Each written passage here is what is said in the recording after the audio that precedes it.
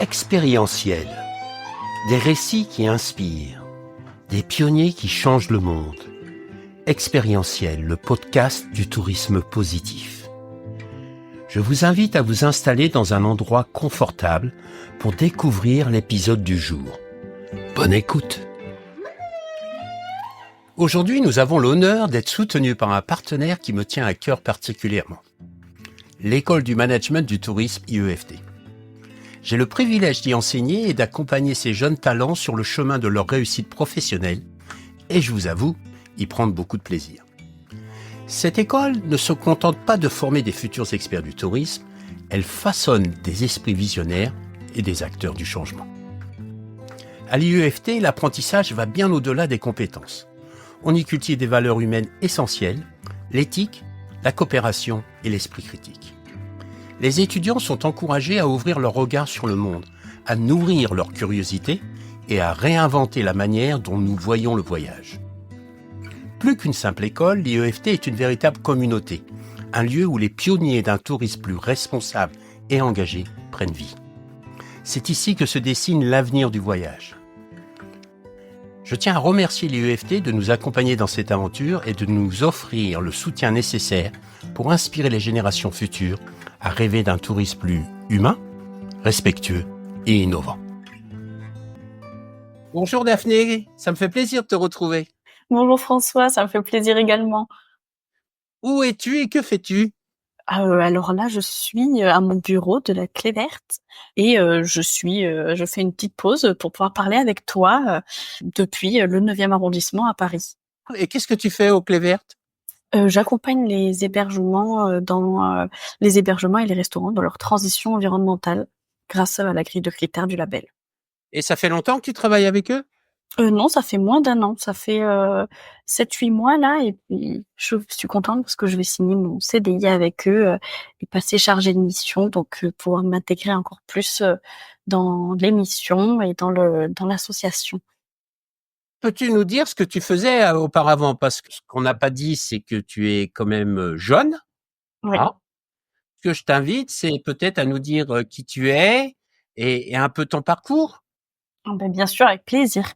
Alors donc moi je suis Daphné, j'ai 24 ans et j'ai fait un master en tourisme et développement durable, développement territorial à Foix, à l'université à l'ISTIA. Et après, je suis partie 1 an au Québec. D'abord, c'était pour mon stage de fin d'études à Atout France Canada pour faire la promotion de la destination France. Et après, j'ai fait un peu de freelance pour le comité martiniquais du tourisme pour organiser un événement qui s'appelle Martinique gourmande, donc pour faire la promotion de la gastronomie martiniquaise auprès des Québécois. Et ensuite, j'ai un peu vadrouillé, puis je suis rentrée en France et j'ai directement travaillé après ça à la Clé Verte pour comme je l'ai dit, accompagner les établissements dans le tourisme dans leur transition écologique. D'où vient cet intérêt pour le tourisme durable ?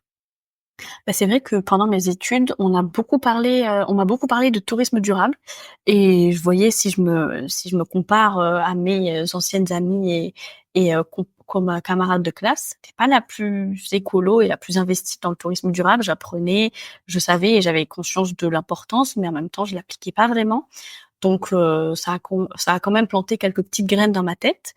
Et après, j'ai fait mon stage à Defimed en master 1 et là, j'ai commencé à prendre un peu plus conscience de l'urgence climatique et des alternatives au tourisme et aux différentes pratiques tout court de la vie quotidienne qui sont pas restrictives et finalement qui sont positives pour cette transition qu'on doit faire vers un avenir plus durable, une consommation plus durable.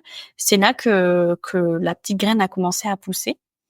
Après, c'est sûr que je suis partie au Canada et j'ai pas fait quelque chose en lien avec le développement durable. Mon stage était prévu depuis longtemps. C'était plus de la promotion entre la France et le Canada. Donc, faire venir des gens du Canada pour la France en sachant que l'avion, c'est le mode de transport le plus polluant et que c'est un peu impératif de le prendre pour les touristes. Je me suis rendu compte que même si c'était sympa, que j'ai vraiment beaucoup appris de là-bas, c'était pas ça que je voulais faire et je voulais vraiment donner de mon temps et de mon énergie pour quelque chose qui allait rendre le monde un peu meilleur à mon échelle parce que voilà, je suis pas la plus exemplaires, mais au moins, m'intégrer dans un travail qui est utile à mon sens et m'entourer de personnes qui pourront me tirer vers le haut, dans des démarches que je veux avoir et qui sont pas forcément, innées chez ma personne. Tu as parlé de Défimed. Qu'est-ce que c'est Défimed? Défimed, c'est une association d'écotourisme qui fait plein de projets, super et différents, qui, notamment met en avant la jeunesse dans l'écotourisme et qui, veut changer un peu les imaginaires autour du voyage et montrer que, la norme, c'est pas censé être juste, prendre l'avion et faire un city break et consommer une destination, mais c'est aussi, partir à côté de chez soi et en fait vivre une expérience, hors du commun, un vrai dépaysement, et se reconnecter, au vivant, que ce soit la nature, mais aussi les êtres humains, parce qu'on perd un peu cette connexion et on a l'impression que pour vivre des expériences, il faut partir loin, rencontrer des nouvelles cultures, alors qu'au final, à côté de chez nous, il y a plein de choses qu'on connaît pas, plein de gens qu'on rencontre pas, alors que c'est plus accessible, financièrement, géographiquement et mieux pour la planète, et pour l'économie locale aussi, pour le développement, territorial tout simplement. Au sein de Défimed, as-tu vécu, des expériences qui t'ont marqué? Oui, bah, plusieurs. Je dois dire que la première que j'avais vécue, enfin une des premières, qui était plutôt longue à la ferme de Trinquali, enfin c'était le week-end entier. On a rencontré, Stéphane et Morgane qui, sont les créateurs de cette ferme écotouristique. C'était hyper inspirant et c'était fou de voir qu'ils avaient changé de vie, complètement pour, s'impliquer dans un projet, durable et de partage. Et ce qui m'a marqué, c'est que tous les hébergements étaient faits main, que ce soit, les cabanes dans les arbres, aux maisons type, maison du Hobbit, que tout était fait, avec, du bois qui était, tombé, même pas du bois coupé, de leur grand terrain. Ils produisent leur lait, tout seuls avec des vaches, ils font des activités de pleine nature. Ils ont des chevaux, ils cuisinent tout maison et ils ont une vraie volonté de partage, que ce soit avec leurs clients ou avec, les écoles, de leur région et ils leur font découvrir ça et ils font découvrir des choses simples comme comment faire du beurre, comment traire une vache, comment on fait de la crème et finalement, je trouve qu'on est quand même pas mal déconnectés dans notre quotidien de tout ce qui est, matières premières, enfin création de plein de choses qu'on consomme ou de notre proximité avec, les animaux et la nature et eux, ils viennent vraiment remettre tout ça au cœur de leur vie et de notre vie pendant, les instants qu'on partage avec eux et ça m'a un peu ça enfin, c'est ça qui m'a quand même, le plus marqué. Est-ce que ça t'a impacté dans ton quotidien, dans ta relation au vivant?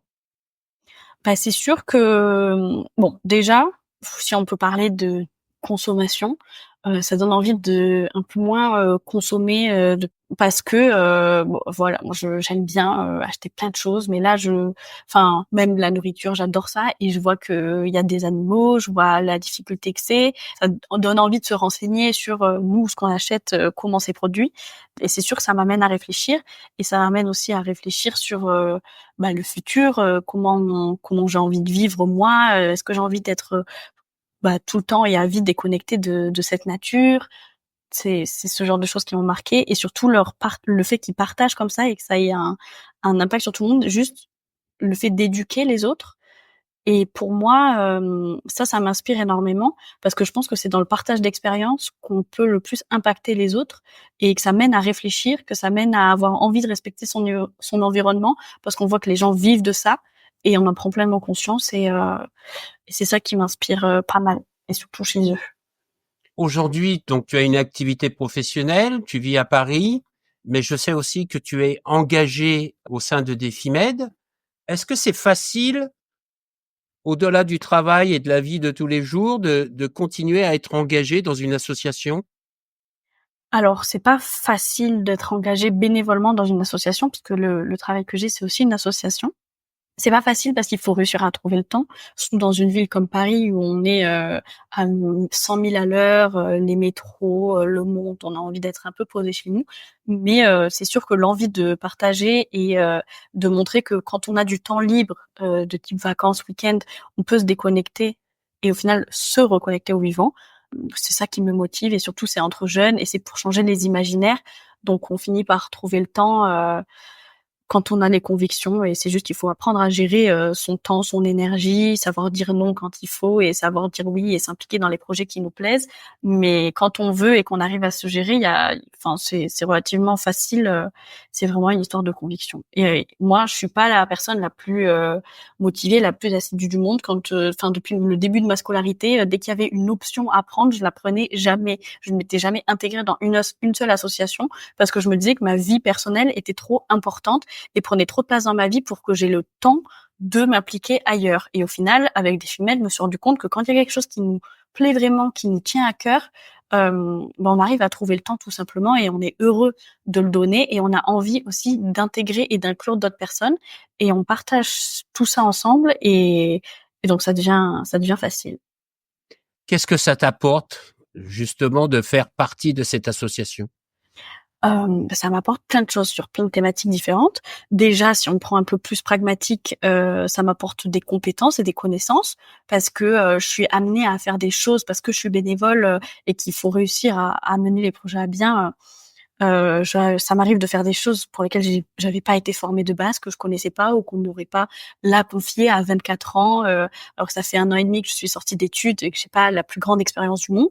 Donc ça m'apprend à me débrouiller, ça fait monter en compétences, et en connaissances. On rencontre du monde, donc ça fait du réseau, ça nous inspire, mais aussi c'est hyper gratifiant de se dire qu'on fait quelque chose qui est utile, qu'on donne de son temps et qu'on réussit à s'organiser de sorte à ce que, on fasse, à côté de son travail de 35 heures qui lui aussi est utile d'ailleurs, mais, de faire quelque chose, qui nous tient à cœur, qui peut inspirer les autres et d'intégrer, de nouveaux bénévoles, de voir que ça prend, enfin que ça motive aussi d'autres jeunes, c'est super. Cette carrière professionnelle que tu as entamée au Québec, maintenant en France, est-ce qu'il y a eu des défis? Bah, déjà, je trouve que le défi quand on est jeune, c'est de trouver un sens à ce qu'on veut faire. Moi, je suis passée par plein de phases différentes, où je voulais faire plein de choses différentes et je pense pas que les gens qui me connaissaient avant auraient misé, plus de 5 € sur le fait que j'allais me retrouver dans d'une association en tant que bénévole plus, au travail, pour l'écologie, en sachant que c'était pas mon domaine de prédilection à la base et que c'est vraiment après que ça a pu naître en moi. Donc déjà le défi c'était de se trouver soi-même, de trouver ses convictions, et après de trouver un travail tout simplement en étant jeune. Quand j'étais au Canada, c'était, de trouver un travail, dans une autre culture, même si le Québec c'est pas si différent quand même, ça reste, l'Amérique du Nord donc c'est un peu un mixte, entre plein de choses, et c'est multiculturel et ça c'est un défi humain aussi de pouvoir s'adapter, aux autres et à un nouvel environnement et un climat rude et après en France, se réadapter, à la France et réussir à se dire: «Bon, ben, voilà, c'est ça que je veux faire, c'est pas le travail, dans l'écologie, dans les associations, c'est que c'est pas le travail qui paie le plus au monde, mais je suis prête à faire quelques sacrifices, niveau financier, niveau, quelques activités pour, faire quelque chose que j'aime et qui va pas, au final, quand je vais me regarder dans la glace dans 30 ans, me dire, bah, j'ai emmagasiné plein d'argent, mais j'ai aucun temps pour moi et en plus, j'ai détruit la planète juste pour, avoir un salaire de 3 000 € par mois», Est-ce qu'aujourd'hui, quand tu regardes ton parcours, qu'est-ce que tu ressens? bah, là, je suis plutôt contente franchement. Bah, j'espère que je pourrai dire ça toujours dans 5, 10 ans parce que là, je suis aux prémices de ma vie, je trouve, mais je suis hyper contente parce que j'ai eu des gros moments de doute, notamment quand j'étais au Canada avant de rentrer, parce que je suis partie, je voulais rester longtemps, au final, je suis revenue et c'était la bonne décision, mais j'étais pas sûre de moi. Donc là, je suis quand même hyper fière de moi d'avoir trouvé quelque chose que j'aime et qu'on me confie des responsabilités, qu'on me fasse confiance de tous les côtés, et ça prouve que j'ai de la valeur en tant que travailleuse, en tant qu'être humain aussi parce que je donne de mon temps pour des causes qui sont louables et ça donne aussi et je suis assez fière de moi également, parce que j'ai évolué en tant qu'humain, qui je suis passée d'une personne, qui, pouvait prendre l'avion, tous les 3 mois, pour faire un city break, à droite à gauche, à une personne, beaucoup plus engagée, mais sans être dans le jugement justement parce que je sais que c'est pas naturel pour tout le monde et que c'est pas facile et qu'il faut avoir ce déclic-là. Mais je suis hyper fière de devenir, cette personne-là qui peut partager du positif sans juger et qui peut encourager les autres à le faire, tout en bienveillance. Est-ce que tu t'es surprise? Oui, franchement, je me suis surprise. Des fois, je me surprends à être, hyper engagée, à être à fond dans mes discours, et même là, par exemple, à ça me surprend de parler avec toi de mon engagement comme si, j'étais, une personne super engagée, Daphné, à fond, alors que enfin, pour moi, je suis vraiment juste une jeune lambda, qui a pris conscience de l'urgence et qui essaie de faire de son mieux, mais qui est loin d'être parfaite et je suis loin d'être, la personne numéro un à interroger pour dire: «Bah, regardez, c'est parfait, c'est super ce qu'elle fait». Mais au moins c'est bien parce qu'on montre que c'est possible, chez tout le monde, même chez, les personnes qui prenaient l'avion, qui commandaient, sur Chine, ou je ne sais quoi, qu'on peut faire mieux et qu'ensemble, on peut aller dans la bonne direction sans se priver. Qu'est-ce que tu fais quand tu pars en vacances? Bah, là, ça fait un petit moment que je suis pas partie en vacances, hormis, avec des FIMED pour découvrir des acteurs locaux, de l'arrière-pays. Mais, bah, là, les dernières fois où je suis partie en vacances, j'avoue que je suis juste rentrée chez ma famille et j'ai pris le temps, finalement, de, découvrir les petits villages aux alentours de chez mes parents. Je sais pas si c'est l'effet, des FIMED, envie de découvrir autour de chez soi, et je pense que ça joue vraiment. Je pense que ce qui joue aussi, c'est le fait que j'ai passé 1 an au Canada, que je sois rentrée à Paris, donc que je redécouvre aussi, mon sud, que ce soit chez mes grands-parents, le sud-est ou chez ma mère, le sud-ouest. Mais ça me donne envie de découvrir autour, ça me donne envie de parler aux gens. C'est vrai que maintenant quand je voyage, je trouve ça plus normal quand je suis dans des petits villages, des petites destinations, de communiquer avec les gens alors qu'avant ça me faisait un peu, paniquer les interactions sociales qui sont pas, préparées, ou, impératives. Maintenant ça me paraît beaucoup plus naturel, je suis beaucoup plus à l'aise et c'est ce vers quoi je tends, mais je fais plus des petites excursions, en train, et en voiture autour de chez moi, et à 1 heure ou 2 heures de Paris. Mais maintenant, je prends plus le temps. Là, la dernière fois, je suis partie le week-end à Giverny pour visiter la maison de Claude Monet. J'ai pris le temps d'aller de Vernon à Giverny à pied pour me balader, de boire, un chocolat chaud, à la terrasse d'un café, et pas de me presser. Ça, c'est ça qui change. Je sais qu'avant, je me disais: «Bon, ben là, hop, je vais sur, Google Flights, je regarde le vol le moins cher et je pars, pour, à Milan, pour 16 € aller-retour». C'est vraiment arrivé et je faisais, 30 000 pas, dans la journée, à la fin du week-end, j'étais crevée parce que je voulais avoir tout vu, tout testé, et là, maintenant, j'ai plus envie de me poser, de prendre le temps et de prendre conscience aussi du trajet qui me mène d'un point A à un point B, parce que j'ai envie de faire en sorte que ce trajet, ce soit, ça fasse partie du voyage et c'est pour ça que là, quand j'ai pas le temps, je pars près parce que comme ça, je peux utiliser des modes de transport doux et si je pars un peu plus loin, c'est sûr que, bah, ce sera pas tout le temps parce que je reste, une personne, imparfaite, et avec, plein de tentations autour de moi, mais j'aurais plus envie de faire comme, même Aroline, par exemple, la community manager de Defimed que tu connais bien, et qui part, 3 semaines et qui fait, peut-être, 4 jours de train en tout et qui découvre plusieurs destinations et qui fait de son trajet un voyage. Bon, est-ce que de travailler, chez Clévert a changé ton regard et ta perception du tourisme? Un peu. Parce que je me rends compte que, il faut pas diaboliser, toutes les chaînes, et l'industrie touristique parce qu'ils sont aussi en transition, que chacun prend le temps qu'il faut, enfin, on n'a pas le temps, mais essaie de faire ce qu'il peut. Donc déjà, j'ai l'impression que ça me fait dédiaboliser quand même pas mal, de gros hébergements ou autres, et où je me dis: «En fait, on est tous ensemble dans cette transition», certains que ce soit forcé ou pas, voilà, les gens le font donc c'est ça et c'est surtout les personnes que je côtoie au quotidien, c'est vrai que mes collègues de travail, elles sont super, super impliquées, enfin, on est vraiment, assez diverses et variées et j'apprends beaucoup des autres. Ma notion du normal, je trouve que mon curseur a changé. Chacun a sa normalité et maintenant, ma normalité enfin, pour moi, une personne qui est végane, qui est végétarienne, qui, fait que du slow tourisme, qui ne prend jamais l'avion, c'est un peu plus normal qu'avant où je me disais: «Bon, bah, là, c'est des personnes hyper engagées» ou, «Oh, bah, c'est impossible». Ben, je vois qu'on est nombreux et quand on va dans cette voie-là, on va naturellement, faire mieux qu'avant et en rencontrant des personnes qui font mieux que nous, et qui nous jugent pas, qui disent pas: «Voilà, tu nul, tu pris l'avion, tu pollues, tu à cause de toi, la planète est en train de crever», bah, on se dit, «Bah, c'est cool, j'ai envie de faire pareil».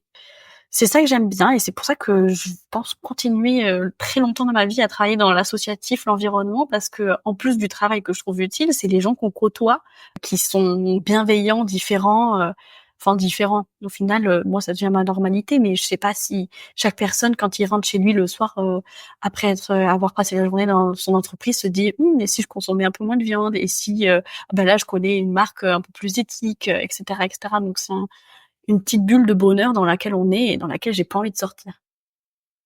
Est-ce que la transition écologique et sociale dans ton cercle d'amis est un sujet de conversation?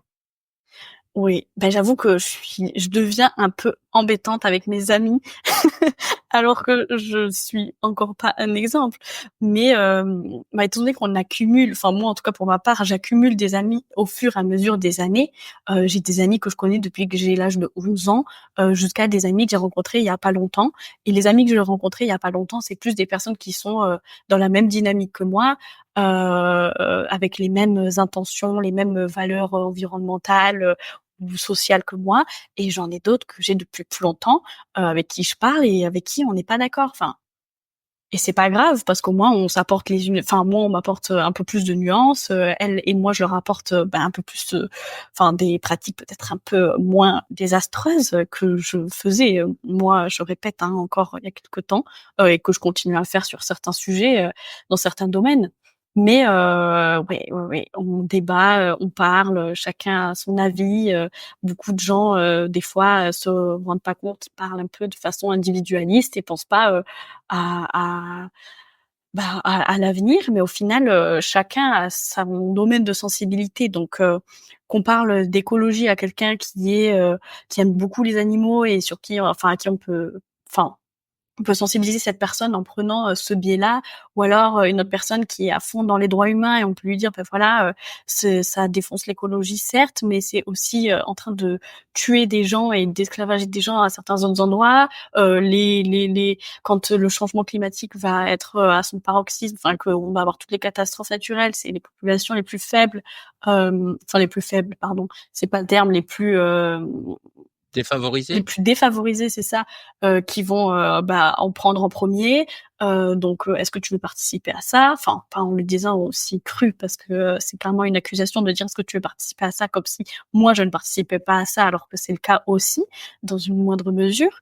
Donc voilà, mais c'est toujours intéressant d'avoir des avis divergents. Des fois, chacune et chacun s'emporte de son côté, mais c'est bien parce qu'au moins on peut communiquer et on peut s'apporter des choses mutuellement. Et je sais qu'il y a plein de petites graines qui sont plantées dans la tête des uns et des autres, et ça, c'est super. Comme moi, on m'en plante aussi, dans mon cerveau. Il y a sûrement des jeunes étudiants, parce que j'enseigne dans des écoles, donc je commence à avoir une notoriété auprès d'eux, et qui se posent des questions aujourd'hui, qui vont entamer une carrière professionnelle dans le tourisme. Est-ce que tu aurais un conseil à leur donner, un message à leur passer? Ben, que si eux, ils sont déjà engagés là actuellement, bah, bravo parce que moi j'étais pas à votre stade, au moment où j'étais, en train de enfin en licence, en BTS, en M1, c'est en M2 que j'ai pu commencer à m'impliquer. Donc déjà bravo, et votre chemin quand vous aurez 24 ans, c'est-à-dire dans pas très longtemps, sera bien plus avancé que le mien. Donc vous êtes sûrement inspirant pour, moi et pour les autres. Que chacun ait confiance en lui parce qu'on a l'impression après les études, je trouve qu'on n'a pas trop de valeur, qu'on a appris plein de choses, mais qu'au final on sait rien faire. Après on se heurte à la recherche de l'emploi et on se dit que personne nous veut. Mais déjà, premier conseil, c'est surtout faites, quelque chose qui vous fait envie, et même si vous savez pas exactement ce que vous voulez faire parce que c'est compliqué, de toute façon on a toute la vie pour changer, et on a la nouvelle génération qui ne reste pas longtemps, dans un travail, donc il faut pas avoir peur, de pas faire comme nos parents. Mais surtout faites quelque chose qui vous tient à cœur, et qui est en raccord avec vos valeurs, et vous serez, au minimum, bah, épanoui, et au mieux, très épanoui. Moi-même, je rencontre encore des périodes de doute, des fois je me dis: «Mais purée, de toute façon on est tous foutus, ça sert à rien, à quoi bon?» Et puis il y a toujours une personne qui me remet les idées en place, et puis on flanche tous à des moments différents, donc on est tous là pour se supporter. Donc entourez-vous bien, faites ce que vous aimez, et si vous trouvez pas ce que vous aimez, rencontrer les autres et vous connaîtrez un peu mieux vous-même aussi et vous saurez quoi faire à un moment donné. Et puis on a tous un destin, un chemin qui est pas tracé complètement parce qu'il faut aussi le tracer nous-mêmes, mais on arrivera là où on doit arriver. Donc autant se bouger et tester des choses. À ton avis, quelle est la place de la jeunesse dans la transformation du tourisme? Bah, on est l'avenir, hein. On est l'avenir parce que c'est nous, dans quelques années qui aurons, les commandes surtout, c'est nous qui aurons les postes à responsabilité, qui diront: «Il faut faire ça, il faut pas faire ça», qui auront les budgets, de l'État, entre les mains, et cetera et cetera et en plus, enfin voilà, on est les futurs parents, les futures personnes qui éduqueront, les autres, donc pour le moment, on doit se serrer les coudes, et aller de l'avant pour, cette transition. Je sais qu'on est assez divisés, il y en a qui sont hyper, qui sont à fond, qui, pratiquent déjà, enfin qui sont exemplaires on dirait, il y en a qui sont un peu moyens, qui sont dans leur transition et qui font au mieux et il y en a qui en ont absolument rien à faire et ceux qui en ont rien à faire, c'est pas non plus, des coupables, parce que, c'est de l'éducation, c'est la société, c'est parfois un privilège aussi de pouvoir, réfléchir à: j'ai envie de consommer mieux, j'ai envie de consommer différemment», parce qu'on a un peu plus de temps, un peu plus d'argent, qu'on a pu faire plein de choses, différentes qui nous ont montré que, effectivement, on peut faire différemment. Donc je pense qu'ensemble, la jeunesse, il faut pas qu'on blâme ceux qui sont pas, comme, nous, comme enfin, en fonction de dans quelle catégorie on est, mais qu'il faut qu'on se soutiennent et qu'on s'éduque les uns et les autres et qu'on change les imaginaires ensemble, et qu'on pense pas que les vieux sont nos ennemis, mais qu'on peut travailler justement, ensemble avec ceux qui vont dans notre, enfin dans notre sens, mais sans que ce soit nécessaire qu'on soit à 100% dans le même chemin, mais qu'on s'aide tous ensemble, voilà, se serrer les coudes, sans se juger encore une fois et en comprenant que pas tout le monde a les mêmes problématiques, les mêmes convictions, les mêmes intérêts et qu'on doit s'expliquer les choses, parce que c'est nous l'avenir, donc il faut pas qu'on se rate. Alors dans ces moments de doute, dans ces moments de recherche, d'exploration personnelle, est-ce que tu peux nous conseiller soit un livre, soit une musique, soit un documentaire? Moi, je dirais d'aller explorer ton futur livre qui est hyper inspirant pour la jeunesse parce que, j'ai pu lire en avant-première, les premiers jets et ça aide de voir que à n'importe quel âge, on a tous enfin, qu'on a tous un passé dans lequel on n'était pas serein et qu'on savait pas où on allait ni ce qu'on allait faire et toi, dans ton livre, tu l'illustres avec ta propre expérience donc on se rend compte qu'on peut devenir, un être humain, génial et qu'on peut passer par, plein de transitions, plein de phases différentes avant d'atteindre, son apogée, enfin qui n'est peut-être jamais atteinte mais le mieux de ce qu'on veut être en tout cas. Donc le livre de François Huette, ses podcasts aussi sur Expérientiel, parce que j'apprends plein de choses en écoutant les experts parler. Sinon, j'avoue que je lis pas trop de livres de développement personnel, et à cause des réseaux sociaux, je lis de moins en moins. Hem Quand on OK. sait pas où aller, ouais. Non, moi je dirais voyager, aller à la rencontre des autres, mais pas forcément partir loin, si on a le temps, on peut partir loin, et faire de son trajet un voyage, si on n'a pas trop de temps et pas trop d'argent, partez, pas loin, aller rencontrer des gens qui font, un travail, hors du commun, ou alors qu'on n'aurait pas imaginé, aller faire du woofing, et puis vous vous retrouverez peut-être un peu. Je te remercie beaucoup d'avoir pris ce temps et d'avoir partagé, ton regard. Merci à toi de m'avoir permis de m'exprimer, même si encore une fois, je me dis: «Pourquoi moi, je suis vraiment la personne la plus lambda de cette planète?» mais au moins je je suis bénévole pour une association et je travaille dans l'écologie, donc je pense que je représente un peu cette nouvelle génération en étant la middle, qui essaie de faire mieux. Et moi, je dirais, pour conclure, pourquoi pas, hein? En tout cas, on se retrouve le 13 décembre pour un événement d'Efimed qui aura lieu, à Cannes, où nous allons pouvoir discuter sur la thématique de l'écotourisme intergénérationnel, mais aussi pouvoir visionner des films qui ont été réalisés par des jeunes. Et donc, j'attends ce moment avec impatience, un moment pour te retrouver, mais aussi pour retrouver d'autres jeunes qui font partie de l'association DefiMed. Je te dis à bientôt. À bientôt. Puis merci beaucoup, François. Au revoir. Au revoir. Nous espérons que cet épisode vous a été enrichissant et que nous avons pu semer des graines d'inspiration et d'action pour vous accompagner dans votre démarche vers un tourisme à impact positif. Pour continuer l'aventure expérientielle, nous avons besoin de votre soutien. C'est très facile. En laissant une note positive sur notre podcast, en partageant sur votre réseau ou en faisant un don sur notre page Tipeee. Pour rester au courant de toutes nos dernières actualités, suivez-nous sur notre page expérientielle sur LinkedIn, Instagram ou Facebook. À bientôt sur Expérientiel, le podcast du tourisme positif.